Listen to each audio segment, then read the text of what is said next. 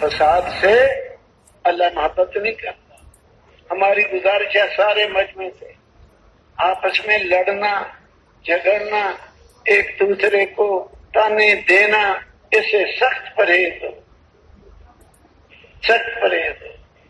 حدیث میں ہے ابغض الرجال الی اللہ الد الخصم، سارے لوگوں میں سب سے زیادہ اللہ کو مبغوض جھگڑالو آدمی ہے۔ اللہ کو بغض ہے اس آدمی سے جو چھوٹے باتوں پہ جھگڑا کھڑا کر دیتا ہے، اللہ کو بغض ہے۔ بھلے بھلے یہ کیوں کیا، یہ کیوں کیا، چھوٹی بات پہ بھلے بھلے نہ کیا، خیر دے خیر دے، یہ کہا اور کوئی بات نہیں، اس سے کوئی ہماری چیز ٹوٹ گئی، کوئی نقصان ہو گیا، لڑنے کی بجائے وہ کوئی بات نہیں، ہم اللہ سے اور لے لیں، اللہ سے اور لے لیں، اللہ ہمارا، ہم اللہ کے، وہ اللہ کا جس سے ہمارا نقصان ہو گیا وہ بھی اللہ کا بندہ ہے۔ حدیث میں ہے الخلق عیال اللہ، ساری مخلوق اللہ کا کنبہ ہے۔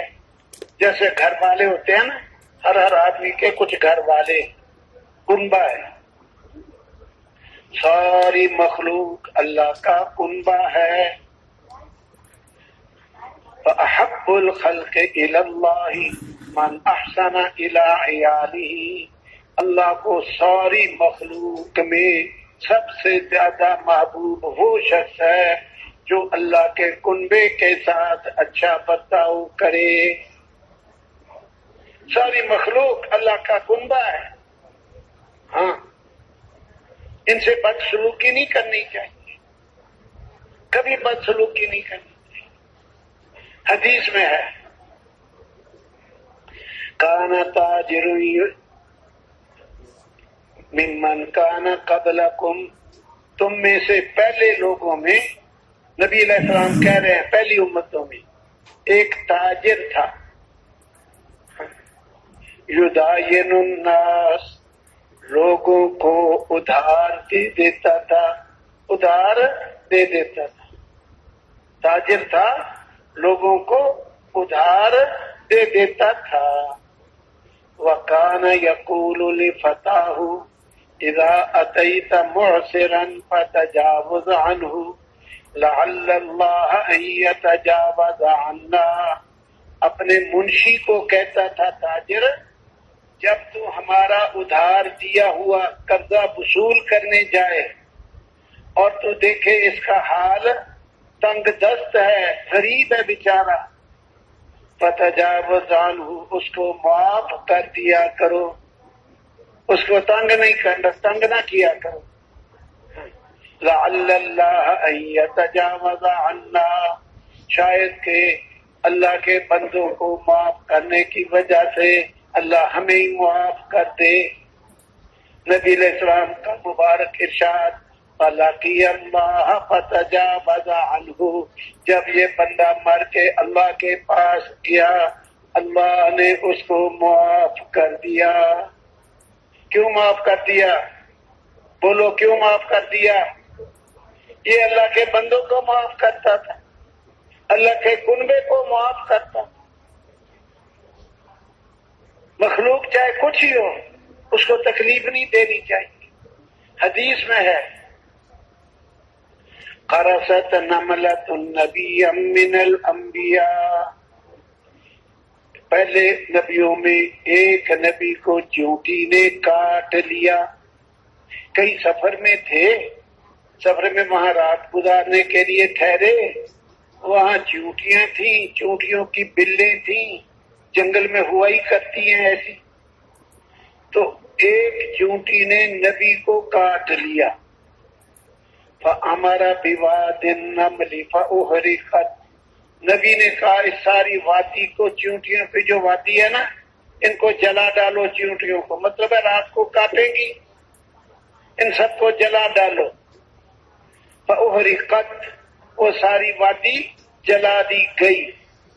فأوحى اللہ الیہ، اللہ جل جلالہ نے اس نبی پر وحی اتاری، قرصت کا نملۃ، کاٹا تجھے ایک چونٹی نے، فأحرقت امة من الامم تسبح، جلا ڈالی تو نے چونٹیوں کی امت جو اللہ کی تسبیح پڑھتی تھی۔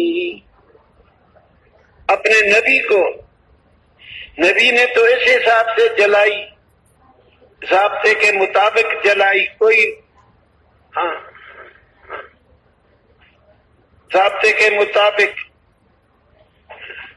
قتل الموذی قبل الایذاء، موذی کو ایذا پہنچانے سے پہلے قتل کر دو۔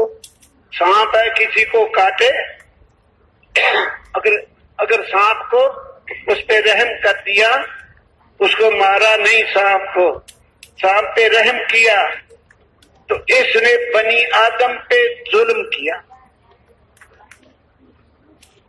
جس نے سانپ پہ رحم کیا، اس کو نہیں مارا، چھوڑ دیا، چلو چھوڑو، اس نے بنی آدم پہ ظلم کیا۔ قتل الموذی قبل الایذاء، موذی کو ایذا پہنچانے سے پہلے موذی کو ہی مار دو، جو ایذا پہنچائے گا۔ سانپ کو چھوڑ دیا تو یہ کسی مسلمان کو، کسی انسان کو کاٹے گا۔ بچھو، اس کو مار دو، لیکن ایک بات یاد رکھنا، مارنا ہو سانپ کو ٹھکا ٹھک جلدی جلدی مار دینا چاہیے، زیادتی نہیں کرنی چاہیے۔ اس کو اللہ نے سانپ بنایا، ہماری عبرت کے لیے بنایا ہے۔ ہماری ایسی چیزیں بچھو ہماری عبرت کے لیے بنائی، ہر چیز ہمیں حکمت سمجھ میں آئے یا نہ آئے، ہمیں حکمت سمجھ میں آئے یا نہ آئے، اللہ کے ہر کام میں حکمت ہے، ہر کام میں حکمت ہے۔